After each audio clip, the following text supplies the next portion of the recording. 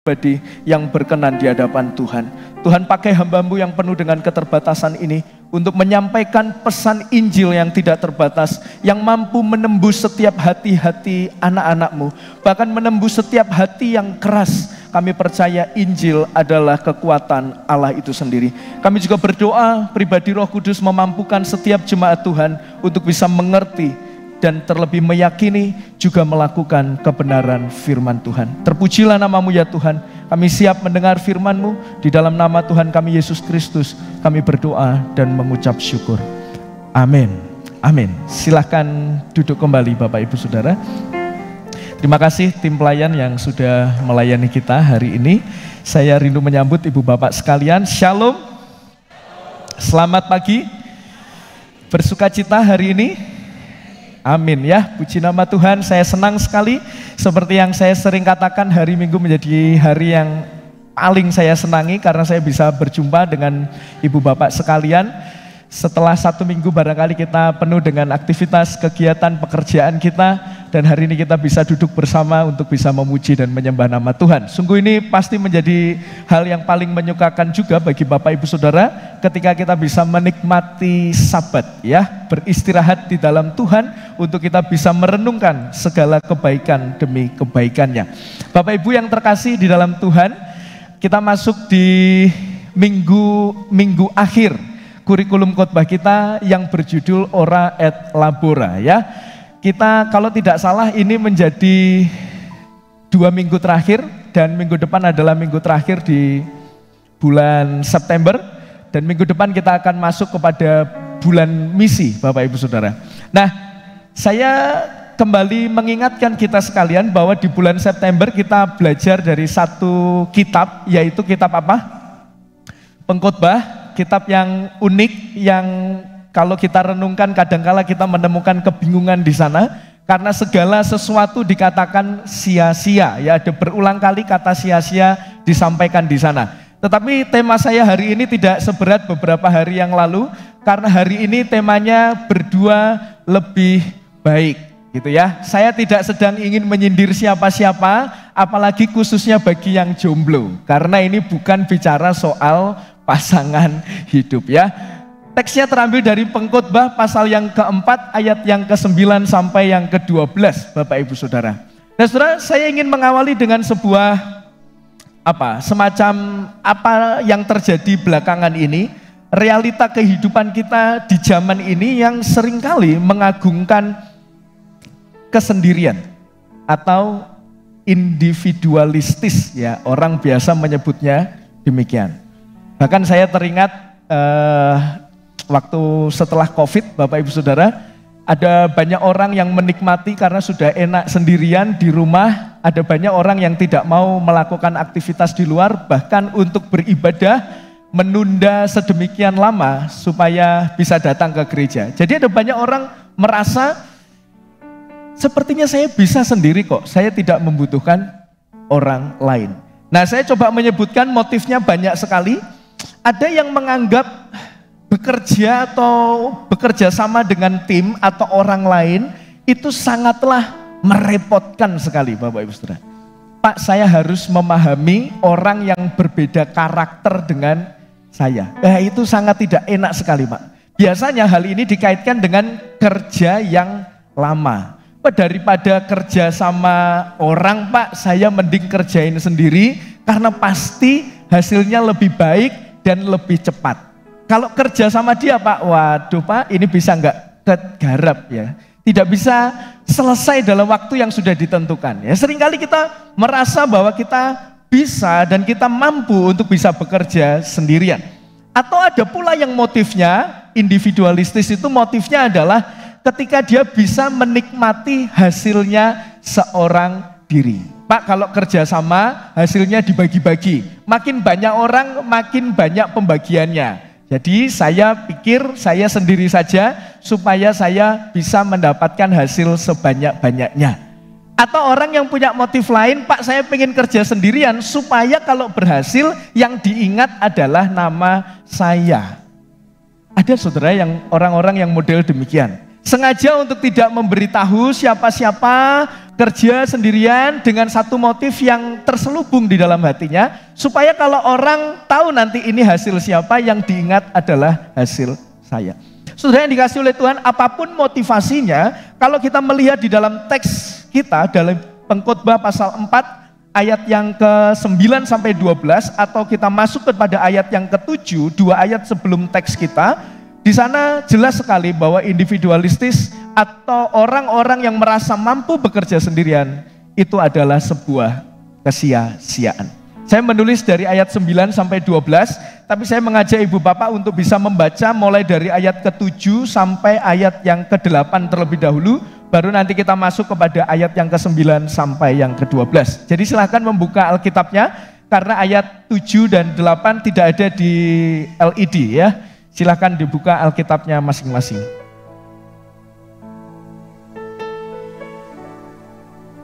Pengkhotbah pasal yang keempat, ayatnya yang ke-7 dan 8 kita baca terlebih dahulu. Baru nanti kita akan masuk ke ayat yang ke-9 sampai ayat yang ke-12. Saya akan membaca ayat yang ganjil, ibu bapak ayat yang genap. Saya akan memulainya, Pengkhotbah 4 ayat yang ke-7. Aku melihat lagi kesia-siaan di bawah matahari. Jemaat sekalian,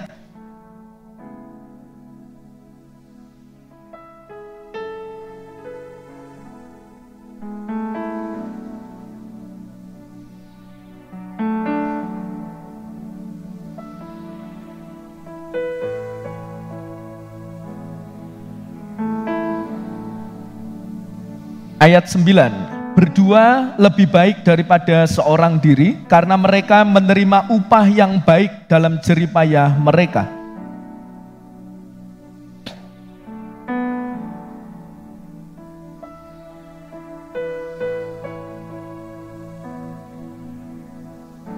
Juga kalau orang tidur berdua, mereka menjadi panas, tetapi bagaimana seorang saja dapat menjadi panas?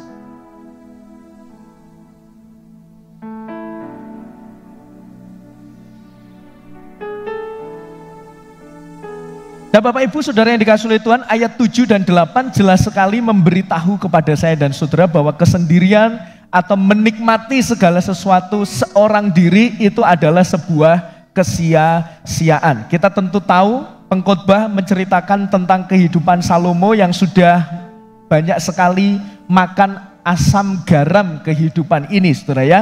Kemarin kita membahas bagaimana dia hidup sangat kaya raya sendiri. Luar biasa sekali kekayaannya. Ada yang masih ingat berapa jumlah kekayaan Salomo? Tidak terkira ya, emasnya luar biasa, bahkan tahtanya itu 6 tingkat semuanya berbalutkan emas.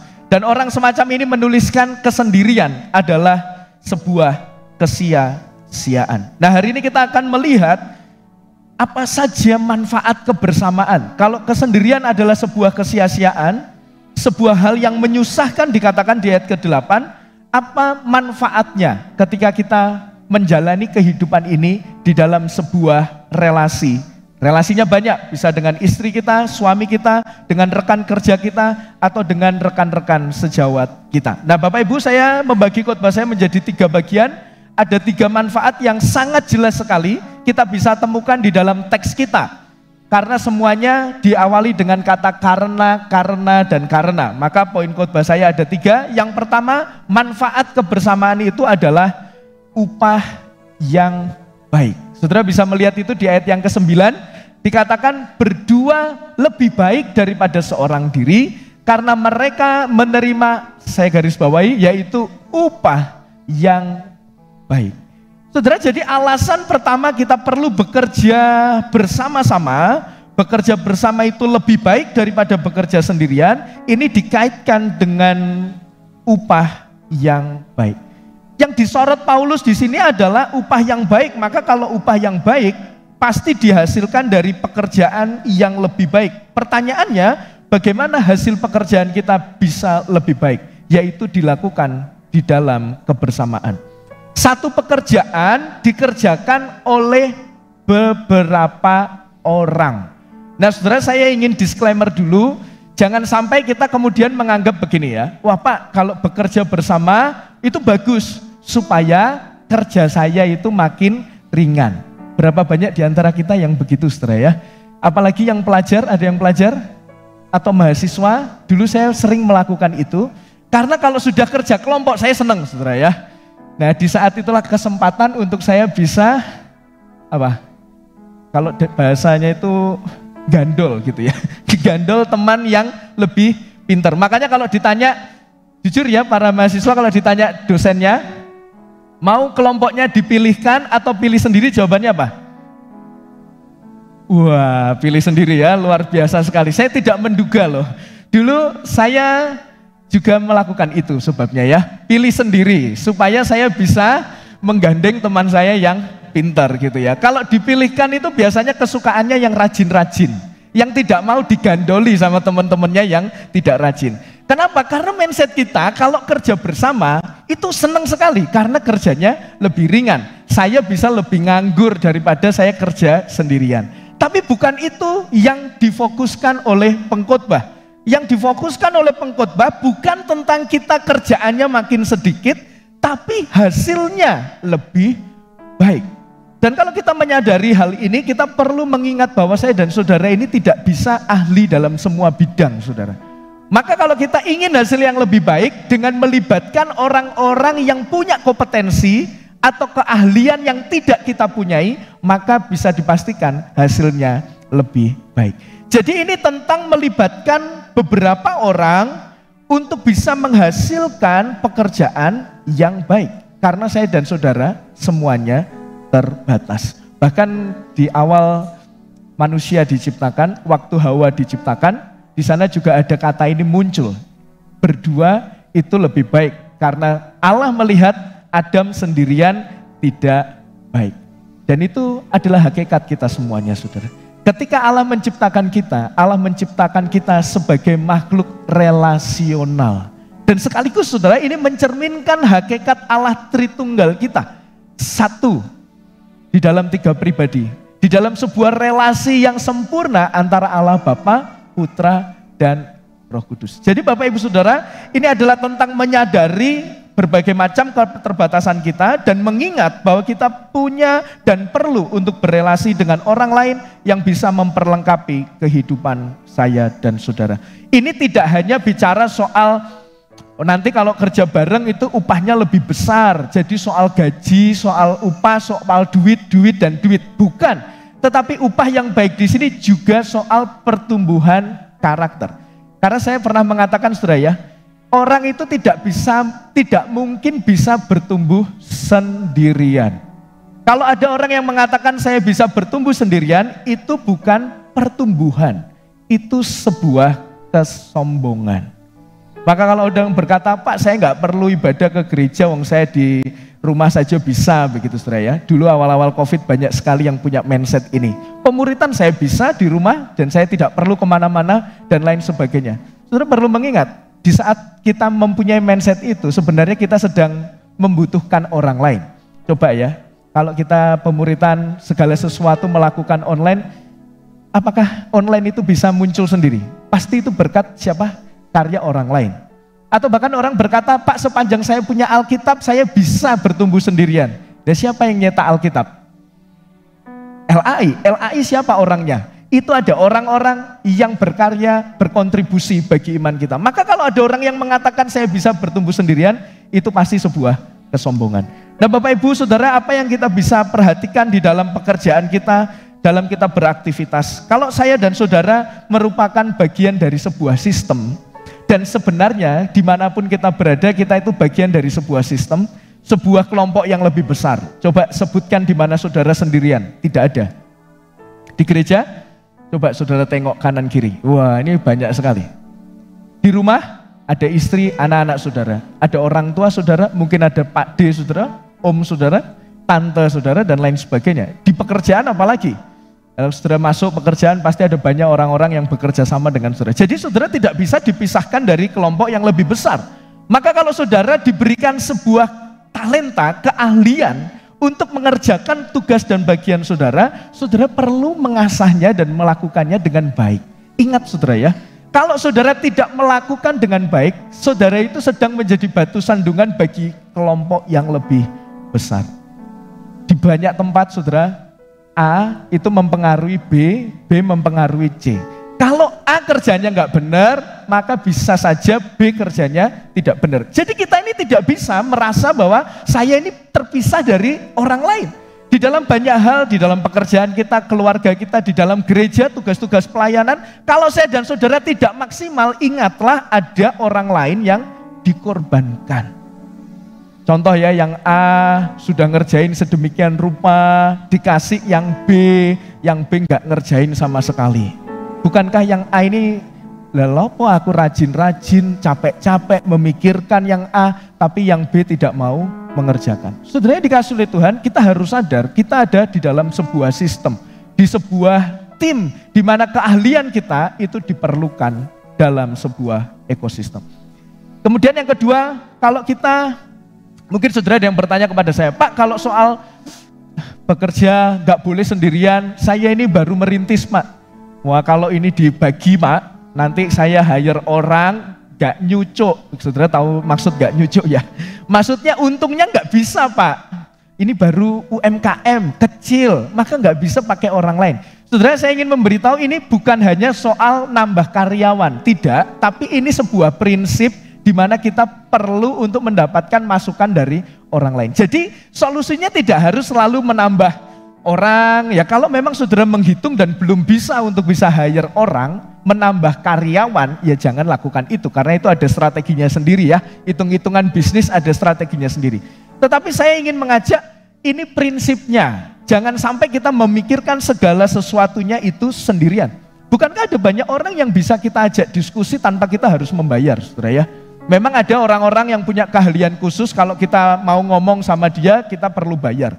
Tapi bukankah di sekitar kita ada banyak orang-orang yang bisa memberikan insight yang baru bagi kita. Nah saudara, saya pun juga melakukan hal ini, ya sekalipun saya pendeta, saya melakukan hal ini. Saya pernah bertanya kepada anak-anak yang pinter desain gitu ya. Saya tanya, apa sih yang kamu paling sebel dari pendeta gitu? Ada yang menjawab itu, PowerPoint-nya, Pak. Ada banyak PowerPoint itu dibuat background-nya hitam, tulisannya banyak, warnanya banyak, fontnya banyak, Pak. Baru mulai khotbah, Pak, lihat PowerPoint-nya, saya sudah nggak suka, karena dia orang desain ya.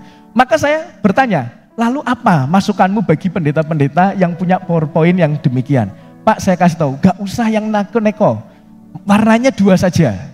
Tulisannya itu ada yang besar, lalu penjelasan ada yang kecil itu, minta maaf, yang besar itu judulnya, yang kecil itu penjelasannya. Sudah Pak, sesimpel itu. Jangan sampai berpikir kalau banyak warna, banyak font itu desainnya makin baik. Nah saudara, akhirnya keluar desain ini. Karena saya apa? Saya bertanya, hanya dengan tongkrongan, saya bertanya apa yang kamu suka, apa yang kamu bisa beri masukan kepada saya terkait PowerPoint saya. Dia berkata, dan di sana hanya ada 2 warna, 3 sama hitam ya, hijau dan merah. Lalu orang itu bilang, Pak, warna itu ada pasangannya loh, Pak.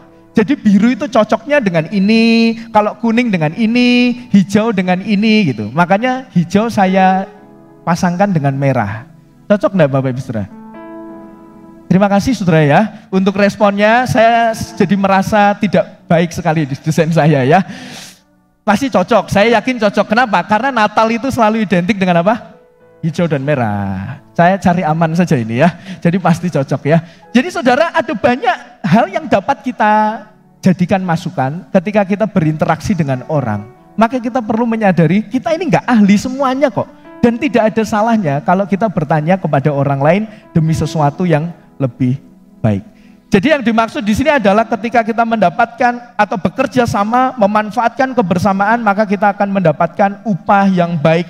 Ada banyak hal yang kita bisa tingkatkan dari keahlian kita, dari hasil pekerjaan kita. Mungkin saudara berkata, Pak, kalau yang diajak kerja itu enak, Pak. Kalau yang diajak kerja enggak enak. Nah, saudara, kita akan masuk ke bagian yang kedua, nanti saya akan membahas itu. Karena di bagian kedua saya akan membahas tentang pentingnya kebersamaan itu akan memberikan pertolongan. Nah, saudara silakan perhatikan di ayat 10 dan 11. Di sana sangat jelas sekali bahwa pentingnya kebersamaan itu karena melalui kebersamaan rekan-rekan kita atau orang-orang di sekitar kita itu bisa menolong saya dan saudara. Di ayat 10 dikatakan begini ya, karena kalau mereka jatuh, yang seorang mengangkat temannya.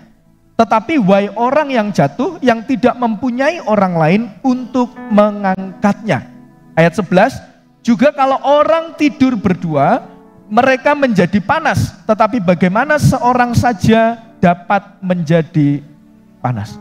Nah, saya saudara mencoba memahami teks ini ketika pengkhotbah itu menuliskan dua hal, yaitu kalau nanti jatuh tidak ada yang mengangkat kalau kita sendirian. Kalau kita tidur berdua itu pasti lebih bisa menghangatkan. Saya melihat pengkhotbah membawa ini kepada sebuah ilustrasi perjalanan.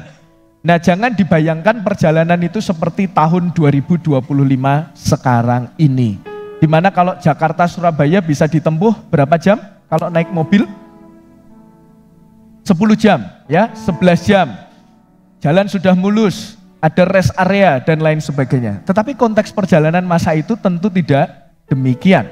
Pasti lewat padang gurun, ya, padang pasir, yang dimana jalannya pasti tidak mulus. Jalannya pasti ada lubang dan lain sebagainya. Dan kalaupun ada lubang, pasti tidak ada rambu-rambu, apa ini? Kalau di jalan itu kan segitiga ya, hati-hati, ini lubang atau ini berbahaya. Pasti tidak ada. Ya lubang aja. Makanya kalau orang melakukan perjalanan sendirian pada masa itu sesuatu yang sangat-sangat membahayakan. Karena kalau sudah jatuh tidak bisa naik lagi. Itu yang dimaksud ayat yang ke-10. Demikian juga ayat yang ke-11, ketika tidur berdua itu memberikan kehangatan. Ini tidak bicara soal hal yang aneh-aneh, tetapi ini bicara soal perjalanan lagi. Bahwa kalau pada masa itu perjalanan itu pasti ditempuh pada waktu yang lama, Bapak Ibu Saudara. Tidak mungkin 1 hari, tidak mungkin. Pasti lebih dari 1 hari karena tidak ada alat transportasi secanggih sekarang ini. Maka kalau berhari-hari ada di jalan, kemudian kita merasakan kedinginan, dan kedinginan ini benar-benar kedinginan. Saya tidak pernah ke padang pasir sih saudara, tapi lewat film saya bisa tahu kalau padang pasir itu siang sangat panas, kalau malam sangat dingin ya. Sudah pernah ya ke padang pasir ya? Belum ya. Setidaknya saya bisa membayangkan kalau dingin itu dingin banget, karena di gunung saja saya pernah punya pengalaman naik gunung, punya teman yang hipotermia. Dan itu sangat bukan sesuatu yang guyonan, bukan saudara. Itu panik sekali dan taruhannya adalah nyawa. Benar-benar nyawa karena kedinginan. Ada orang tuh, Pak dingin itu sak piro toh Pak. Oh tidak, ini benar-benar yang dingin bisa menyebabkan kematian saudara. Maka kalau saya pernah punya pengalaman itu cewek yang hipotermia, kalau enggak salah waktu itu saya ber-12, ada Pak Yuswa juga ikut bersama saya. Nama gunungnya itu Gunung Butak ya, itu di Batu gitu ya, sama teman-teman gereja. Kami iseng naik dan kemudian ada satu teman kami yang hipotermia. Dan itu benar-benar mencekam sih saudara. Dia harus dirangkul oleh banyak orang, baju harus segera dilepas, diganti yang baru, sleeping bag itu bisa dimasukkan banyak sleeping bag dimasukkan gitu ya, dan dipeluk semuanya untuk memberikan kehangatan. Dan puji Tuhan, benar-benar puji Tuhan pada waktu itu dia selamat. Karena memang kalau orang-orang yang tahu hal ini itu taruhannya nyawa, hanya soal cuaca itu bisa mempertaruhkan nyawa. Dan saudara bisa membayangkan itu di padang pasir kalau malam begitu dingin. Dan mereka, pengkhotbah berkata, bagaimana mungkin kalau sendirian dia bisa bertahan melawan cuaca. Jadi kebersamaan saudara itu mendatangkan pertolongan bagi kita. Dan kita perlu untuk merawat persahabatan itu dengan baik, karena pada saatnya pasti kita membutuhkan orang lain. Tapi saudara, saya ingin menekankan, ini bukan tentang cari sahabat yang bisa menguntungkan kamu. Ini bukan tentang memanfaatkan orang. Karena ada banyak orang sekarang berpikir kalau mau jalin relasi satu dengan yang lain, itu selalu mindsetnya apa untungnya buat saya. Pak, saya mau deket sama sana tapi saya nggak jadi deh Pak. Saya pikir-pikir kalau saya deket dengan dia nggak ada benefitnya buat saya. Kalau saya deket sama dia ini nggak ada gunanya. Pekerjaan saya juga nggak lebih baik, bisnis saya juga nggak lebih meningkat, benefitnya, keuntungannya nggak. Maka saya pilih aja lah orang-orang yang bisa mendukung saya, bisa memberikan keuntungan yang lebih besar dari saya. Ada banyak orang sekarang menentukan standar memilih teman hanya untuk kepentingan dirinya sendiri, dan itu salah. Itu bukan yang dimaksud di dalam hal ini. Ya, jangan salah dipahami ya. Ada banyak orang menganggap cari sahabat pokoknya yang bisa nanti menolong saya. Bukan.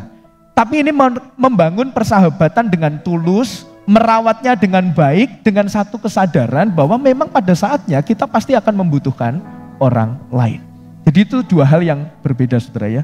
Nah saudara, kita seringkali keliru seperti yang saya sampaikan, ada orang itu yang membangun persahabatan berdasarkan utilitas atau kegunaan. Pokoknya dia berguna bagi saya, maka saya akan menjadikan dia sahabat atau saya akan menjadikan dia tim. Dan saudara sadar atau tidak sadar, kita seringkali melakukan hal itu. Bahkan saya pun mengakui, slide-nya belum sampai sini ya, silahkan mundur dulu. Bahkan saya pun mengakui, saya dulu punya mindset ini. Berapa banyak di antara kita yang selalu berkata, ya kita berdayakan anak-anak muda lah. Anak-anak muda itu potensial ya. Kita gunakan saja ya untuk bisa membangun pelayanan. Saudara terlihat baik bukan? Dan itu sering dikatakan. Banyak orang Kristen termasuk pendeta, termasuk saya mengakuinya. Dulu. Apakah mindset seperti ini adalah mindset yang benar? Jawabannya tidak. Kalau kita memandang orang lain, coba kita pakai untuk membangun sebuah pelayanan yang semakin lebih baik lagi, ya, kelihatannya rohani ya, padahal sebenarnya tidak sama sekali. Ada yang salah dari pikiran kita atau mindset kita ketika kita menganggap atau memakai orang untuk membangun agenda kehidupan kita. Karena orang-orang semacam ini selalu memandang apa? Pasti akan orientasinya kepada produktivitas. Coba pikirkan saudara ya, kalau saudara memandang orang lain itu berdasarkan utilitas atau kegunaan, pasti ujung-ujungnya adalah orientasinya selalu hasil. Sama sekali tidak peduli proses. Kenapa? Karena bagi dia hasil itu segalanya. Goal atau capaian itu segalanya. Maka orang-orang semacam ini tidak pernah bisa menghargai proses. Gak bener sedikit emosi, marah dan lain sebagainya ya. Kalau di dunia kerja gak bener sedikit langsung pecat, begitu saudara. Karena apa? Karena orientasinya adalah hasil. Memandang orang selalu dari sisi kegunaan, sehingga itu akan menimbulkan di masa yang akan datang, orientasi kita selalu hasil. Padahal sebenarnya di dalam membangun tim pelayanan, yang diutamakan itu bukan produktivitas, tapi yang diutamakan adalah progresivitas. Progresivitas itu adalah perubahan masing-masing pribadi di dalam kelompok, di dalam tim pelayanan, untuk semakin bertumbuh serupa dengan Kristus. Itu yang jauh lebih penting. Yang jauh lebih penting adalah saya waktu bekerja sama dengan saudara, karakter kita yang diubahkan. Lewat kesalahan demi kesalahan, tetapi kita mau bersabar dan mendidik, memberikan kesempatan kepada orang lain. Kita mencoba memahami apa kesulitannya, apa pergumulannya, dan dia akhirnya bertumbuh. Dari yang awalnya salah merubah menjadi sesuatu yang benar. Dan kadangkala kita juga melakukan kesalahan, tetapi kita diberi kesempatan sehingga kita berubah menjadi lebih baik lagi. Itu yang paling utama di dalam sebuah tim. Maka saya sering sekali mengatakan, kalau ada pelayan, kita kan punya ketentuan ya, pelayanan itu harus beribadah dan harus pemuritan. Saya tidak bahas kenapa kita punya filosofi pelayanan semacam ini, itu sama sekali tidak bisa ditawar, karena orang yang melayani harus bertumbuh, harus beribadah bersama-sama, harus pemuritan, itu jelas, itu clear. Tetapi seringkali kita salah di dalam mempraktekannya. Pokoknya dilihat tidak pelayanan, tidak datang ke gereja, tidak pemuritan, berarti berhenti pelayanan. Tanpa ngomong apa-apa. Nah saudara, itu hal yang harus kita hindari. Yang perlu dilakukan bukan hanya sekedar memberhentikan kamu nggak boleh pelayanan, tapi justru yang harus dilakukan apa? Bertanyalah apa kesulitannya. Bertanyalah apa yang saya bisa bantu sehingga kamu bisa datang kembali ke gereja. Apakah kamu ada persoalan dengan orang lain? Apakah kamu ada pergumulan? Apakah kamu mungkin tidak punya kendaraan dan lain sebagainya? Apakah kamu punya masalah di keluarga? Itulah yang harus ditanyakan. Itulah orang-orang yang tidak hanya mementingkan produktivitas, tapi progresivitas. Kita peduli terhadap apa yang teman kita alami, bukan hanya sekedar kerjaannya selesai atau tidak. Dan saudara yang dikasih oleh Tuhan, itu adalah filosofi di dalam membangun sebuah tim pelayanan. Maka saya sering mengatakan ya, dulu waktu kita membahas surat Filipi, jangan sampai bosan untuk berkonfrontasi. Berkonfrontasi itu ngomong, kan apa sih begini, gitu loh ya. Sebagai saudara seiman, bahasa Surabayanya, kan kok berubah ya? Kan kok gak taunya gereja mana ya? Anu opo? Saudaranya di kasutan, itu bahasa-bahasa yang mungkin orang itu selalu hindari. Wah, ini nanti saya dianggap gak enak, saya ngomong ini, begini. Tidak. Kita di dalam komunitas perlu membiasakan konfrontasi untuk bisa bertanya dan menyelesaikan itu dalam sebuah diskusi yang sehat. Makanya saudara, seorang tokoh bernama Tim Keller itu berkata begini ya. Ya silahkan boleh dilanjutkan. Persahabatan itu adalah suatu kesatuan yang dalam, yang terpupuk ketika dua orang saling berbicara kebenaran di dalam kasih. Berjalan bersama-sama menuju tujuan yang sama. Perhatikan apa tujuannya. Tujuannya bukan hasilnya nanti produktif, banyak yang datang dan lain sebagainya, kerjaannya selesai. Bukan. Tujuannya supaya saling membantu untuk menjadi pribadi yang penuh kemuliaan di masa depan. Maksudnya apa? Di masa depan, masing-masing kita bisa mendapati, kamu luar biasa ya pertumbuhannya. Karaktermu bisa berubah ya. Dan orang yang lain melihat kita juga mengatakan hal yang sama. Itu yang jauh lebih penting hanya daripada sekedar hasil.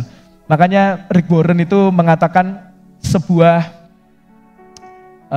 hasil itu pasti tidak akan bisa dipisahkan dari sebuah prosesnya. Dan fokus kita bukan kepada hasil tapi kepada proses. Karena proses yang baik ketika itu dikerjakan dengan baik, hasil itu pasti akan mengikuti. Tapi banyak orang hanya mementingkan soal hasil. Dan itu juga diamini oleh seorang tokoh bernama George Whitefield. Dia berkata, betapa tidak ternilainya hak istimewa untuk memiliki sekelompok teman sejati yang bijaksana dan hangat di sekitar kita, terus-menerus mengawasi jiwa kita untuk memberitahu kita di mana kita telah jatuh dan untuk memperingatkan kita bahwa kita tidak akan jatuh lagi untuk masa depan. Kita tidak akan pernah tahu nilainya sampai kita mencapai kemuliaan itu. Jadi menurut George Whitefield, ada satu ucapan syukur yang tidak ternilai kalau kita punya sahabat yang mau menegur kita. Punya sahabat yang mau memberitahu kita di depan ada lubang. Oh coba jajal, pasti hidupmu susah. Oh coba jajal, tipu-tipu itu nggak usah, nggak usah. Saudara kalau punya sahabat semacam ini, sekalipun gak enak waktu ngomong, tapi saudara pertahankan persahabatan yang semacam itu. Karena itu persahabatan yang benar yang mau memberitahu apa kesalahan kita. Dan sekarang ini banyak yang tidak mau begitu kan, persahabatan cari aman saja ya, sudah tahu itu salah, oh gak apa-apa ya, ikuti kata hatimu aja lah gitu. Itu bukan sahabat yang baik sih saudara. Sahabat yang baik adalah sahabat yang berani menyampaikan teguran, memperingatkan kalau di depan ada lubang, memperingatkan kalau apa yang saya dan saudara lakukan itu adalah sebuah kesalahan. Dan George Whitefield mengatakan, kita tidak akan pernah tahu nilainya, maksudnya tidak akan bisa pernah mengerti hak yang sangat istimewa ini ketika kita punya teman sampai kita mencapai kemuliaan itu. Maksudnya apa? Sampai kita sadar benar-benar seperti yang Tim Keller katakan, kita berubah menjadi lebih baik lagi. Jadi kebersamaan tidak hanya soal hasil yang lebih baik, tetapi juga soal proses di mana kita bisa bertumbuh semakin serupa dengan Kristus.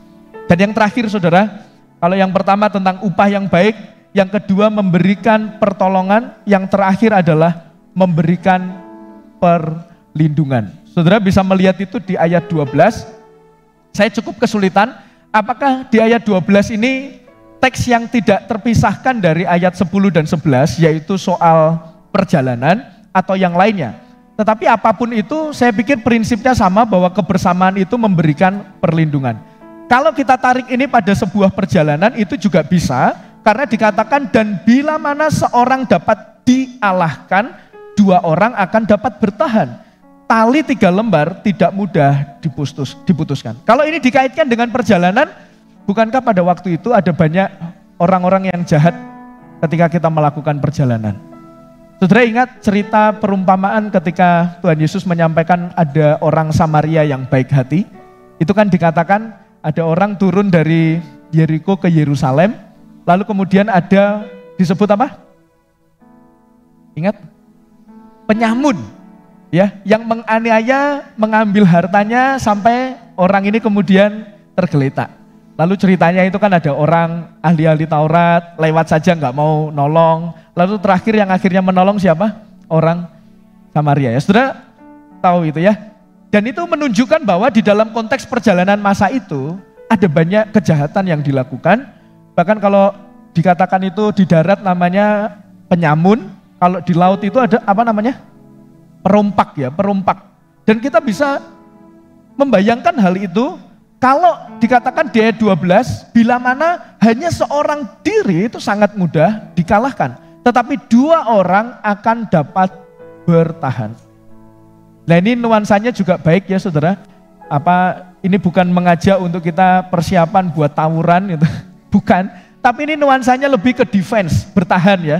Karena dikatakan 2 orang akan dapat bertahan. Lalu kalau ilustrasinya disampaikan tali 3 lembar itu tidak mudah diputuskan. Jadi ini bukan soal menyerang, tapi soal bertahan. Kalau banyak orang bertahan, gitu ya. Nah, ini seperti klub bola, semakin banyak di belakang, semakin kuat pertahanannya. Betul begitu ya filosofinya ya. Tapi ngomong-ngomong Manchester United menang kemarin saudara ya. Terima kasih. Nah saudara yang dikasih oleh Tuhan, ini bukan soal menyerang, tapi soal bagaimana kita bertahan. Ketika ada orang yang menyerang, kita bisa mempertahankan diri kita dan kita tidak mudah dikalahkan. Dan saudara, kalau saya ini tarik kepada kehidupan kita, kan ini tidak hanya bicara soal, wah kalau di dalam kehidupan kita nanti ada yang menyerang kita, ada yang datang ke rumah kita, merampok dan lain sebagainya. Ini tidak hanya soal itu. Tetapi ini soal bagaimana saya dan saudara sangat mungkin untuk terjatuh. Kita sangat mungkin untuk ditipu orang. Kita sangat mungkin untuk dikhianati orang. Ada orang bicara, Pak, bisnis itu kejam, Pak, gitu ya. Bisnis itu kejam, Pak. Wah, orang bisa menghalalkan segala cara untuk bisa mendapatkan keuntungan yang sebesar-besarnya. Di dalam dunia pekerjaan, Pak, itu parah sekali. Ada banyak saya mendengar ketika ada beberapa orang bercerita soal pergumulan pekerjaannya ya, saudara. Jadi kita ini sangat dimungkinkan untuk bisa dijatuhkan oleh orang lain, dikhianati, ditipu, dan lain sebagainya. Nah ketika kita ada bertumbuh dalam sebuah kebersamaan itulah yang memberikan perlindungan dan kekuatan kepada kita. Maka saya sangat sering sekali saudara mendengar, tidak hanya di gereja ini, di gereja lain juga saya sering mendengar, ada banyak orang itu terberkati lewat kelompok kecil. Bahkan saya pernah mendengar kesaksian itu begitu, Pak, kalau saya tidak bertumbuh dan tidak bergabung pada kelompok ini, mungkin saya sudah bunuh diri. Sudah bunuh diri, kenapa? Karena kesendirian. Tidak ada yang menguatkan, tidak ada yang memotivasi, tidak ada yang menjaga, tidak ada yang merangkul dan lain sebagainya. Maka saya sangat bersyukur sekali bisa masuk ke kelompok kecil. Apapun namanya saudara, di gereja kita namanya pemuritan. Mungkin di gereja lain namanya yang lainnya, cell group dan lain sebagainya. Tetapi prinsipnya satu, kita tidak mungkin sendirian. Karena pada saatnya kita pasti perlu uluran tangan orang lain yang akan melindungi saya dan saudara. Saudara yang dikasih oleh Tuhan, ini menjadi satu hal yang sangat-sangat penting prinsip bagi hidup saya dan saudara. Maka seorang tokoh bernama Greg Morse itu berkata begini, saudara-saudara yang baik itu adalah tangan Tuhan untuk membantu kita berdiri. Saudara hayatilah bahwa kita bisa punya orang-orang di sekitar kita, mungkin di samping kanan kiri saudara, atau nanti setelah ibadah saudara kan biasa masuk ke kelompok pemuritan. Coba saudara melihat wajah-wajah mereka. Itu adalah tangan Tuhan untuk membantu kita berdiri. Itu adalah tangan Tuhan yang akan terulur untuk bisa memberikan perlindungan, penghiburan bagi saya dan saudara. Maka saya mengajak kita semua untuk bisa terus setia di dalam pemuritan, di dalam kelompok kecil, untuk menyadarkan terus kepada kita, kita tidak pernah sendirian. Kita tidak mampu sendirian dan kita punya orang lain untuk menguatkan kita. Bahkan di dalam kesempatan ini saya ingin menceritakan satu aktivitas yang ada di dalam kegiatan doa malam kita saudara ya. Saya itu sangat bersyukur, salah satu aktivitas kegiatan gereja kita adalah doa malam. Dan itu adalah momen yang saya biasanya sering nantikan. Kenapa? Karena di doa malam itu, bagi saudara yang rajin untuk doa malam pasti tahu hal ini. Setelah ujian firman, kita akan membentuk sebuah kelompok kecil. Nah di sana ada kesempatan untuk bisa cerita satu dengan yang lain. Apa ya yang kamu sedang ingin rencanakan untuk lakukan? Diceritakan, didoakan. Apa jadi pergumulanmu? Didoakan. Jadi ini tidak ada firman seperti pemuritan, tapi sharing dan langsung saling mendoakan. Dulu saya amati cepat sekali. Kalau sudah berbagi kelompok, itu cepat selesai. Ya enggak lama lah gitu ya. Saya mengamati juga sharingnya itu mau didoakan apa? Pekerjaan, keluarga, pasangan hidup, bagi yang belum punya pasangan hidup. Selalu template begitu saudara ya. Tapi makin kesini saya bersyukur, masing-masing di antara kita semakin membuka diri. Untuk apa? Sudah mulai berani cerita. Pak, saya sedang ngurus surat tanah, Pak, susahnya minta ampun, sehingga didoakan. Pak, saya punya keluarga yang belum percaya, bercerita, sehingga didoakan. Saudara, percayalah, kita tidak akan pernah sendirian. Kita harus melibatkan diri kita pada sebuah kelompok yang bisa menguatkan saya dan saudara. Sekaligus ini undangan bagi kita sekalian, bagi Bapak Ibu Saudara yang mungkin saat ini merasa saya bisa sendirian kok Pak, saya lebih baik bekerja sendirian karena lebih maksimal dan lain sebagainya. Firman Tuhan hari ini mengingatkan kita bahwa kita perlu orang lain. Bahkan saya ingin menutup khotbah saya dengan beberapa kalimat ini. Saudara, ingatlah, di antara sahabat kita di dunia ini yang kita bisa pandang luar biasa, baik, tetapi ingatlah kita punya sahabat yang terbaik yang bernama Yesus Kristus. Dia membebaskan kita dari hukuman kekal, bahkan selalu menyertai kita, dan dia memberikan perlindungan bukan 1-2 hari, 1-2 bulan, tapi dikatakan selama-lamanya. Karena siapa yang dipilihnya juga akan dimuliakannya. Allah tidak hanya sekedar membebaskan kita dari hukuman kekal, tetapi menjaga kita sampai kekekalan. Pertanyaannya saudara, bersediakah saya dan saudara menjadi sahabat bagi orang lain seperti Kristus telah menjadi sahabat bagi kita? Kalau Kristus menjadi sahabat bagi kita, dia mengorbankan nyawanya, dia memperhatikan saya dan saudara, dia melindungi saya dan saudara, dia menopang saya dan saudara. Kita semua yang telah merasakan kasih Tuhan, persahabatan dengan Tuhan, pertanyaannya, maukah saya dan saudara menjadi sahabat yang demikian kepada orang-orang lain di sekitar kita? Maukah kita menengok orang-orang yang sakit? Maukah kita memulihkan orang-orang yang punya pergumulan? Maukah kita mendengar orang-orang yang memiliki banyak masalah? Dan maukah kita mau menjadi perantara supaya nama Kristus dimuliakan bagi hidup saya dan saudara? Maka saya ingin mengajak untuk kita merenungkan di bagian slide terakhir, bagaimana Tuhan dapat memakai saya untuk membantu teman saya menikmati keindahan Injil, beristirahat di dalam kasih-Nya yang melimpah, dan menghidupi panggilan Tuhan di dalam hidupnya. Saya mengundang pemain musik ke depan. Bapak Ibu Saudara yang dikasihi oleh Tuhan, saat ini coba kita mengambil saat teduh sejenak, kita merenungkan kepada diri kita masing-masing. Coba bertanyalah kepada diri saudara sendiri, apa yang Tuhan ingin lakukan kepada saya supaya saya bisa menjadi saluran